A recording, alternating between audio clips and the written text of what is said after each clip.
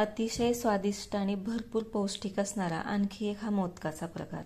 नमस्कार, मी प्रमिला. PhD कुकिंगच्या मोदक सिरीजच्या 9व्या भागात आपल्या सर्वांचं मनापासून स्वागत. आजचे मोदक बनवण्यासाठी मी हे सर्व साहित्य घेतलेलं आहे. डाळवं म्हणजे रोस्टेड चना, साखर, तूप, दूध, खोबऱ्याचा कीस, विलायची पावडर, काजू बदामाचे काप आणि अर्धा टेबलस्पून दुधामध्ये फूड कलर मी मिक्स करून ठेवला होता. ह्या सर्व साहित्याचं प्रमाण मी डिस्क्रिप्शन बॉक्समध्ये दिलेलं आहे, ते तुम्ही पाहू शकता. आता सुरुवातीला काय करायचं, डाळवं बारीक करून घ्यायचं. फार मऊ पडलं असेल तर जरासं गरम करायचं, मग बारीक करायचं, मग ते सर्व चाळून घ्यायचं. साखर पण बारीक करून ती पण चाळून घ्यायची.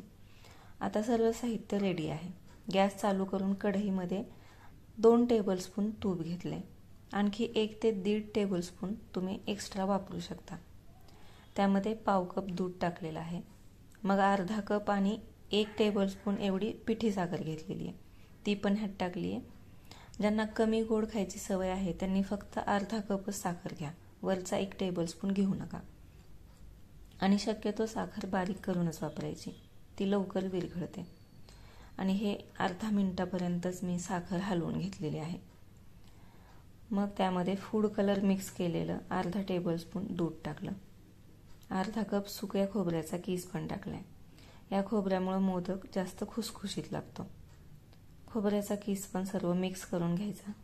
आणि शेवटी त्यात डाळव्याचं पीठ आणि विलायची पावडर टाकली आहे. वरून तुम्ही ड्रायफ्रुट्स पण आणखी ॲड करू शकता. आणि आता हे सर्व एकसारखं हलवायचं.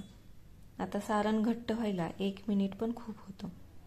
साखर टाकल्यापासून लो फ्लेमवर गॅस ठेवून 2 ते 2.5 मिनिटामध्ये हे सारण तयार होतं.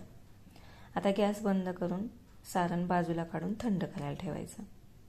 थंड झाल्यावर ते एवढं मऊ झालं पाहिजे. आता मी त्यातल्या थोड्या सारणात हिरवा फूड कलर मिक्स करून घेतला होता. आता साच्याला तूप लावून घ्यायचं. त्यातील एका भागात मी असं हिरव्या रंगाचं सारण लावून घेतलंय. हे ऑप्शनल आहे, फक्त मोदक सुंदर दिसण्यासाठी मी ही कृती केली आहे. आता बाकीच्या दोन्हीमध्ये ड्रायफ्रुट्सचे काप टाकलेत आणि त्यावर असं सारण लावून घ्यायचं, म्हणजे ते काप पडणार नाहीत. आणि साचा बंद केला. साचा बंद करून सारण टाकून घट्ट दाबून भरायचा, मग अलगद उघडायचा. खालच्या बाजूने मोदक तळहातावर घ्यायचा. एक्स्ट्रा असलेलं सारण काढून टाकायचं. दिसायला हा जसा सुंदर दिसतोय तसाच खायला पण खूप चविष्ट लागतो. आणि विशेष म्हणजे कमी खर्चात पौष्टिक मोदक तयार होतो. तर अवश्य बनवा असा रुचकर मोदक गणपती बाप्पाला आणि त्याच्या भक्तांना. आपण पुन्हा भेटू आणखी एका नवीन मोदक रेसिपीसोबत. तोपर्यंत दररोज व्यायाम करा आणि हेल्दी राहा. धन्यवाद.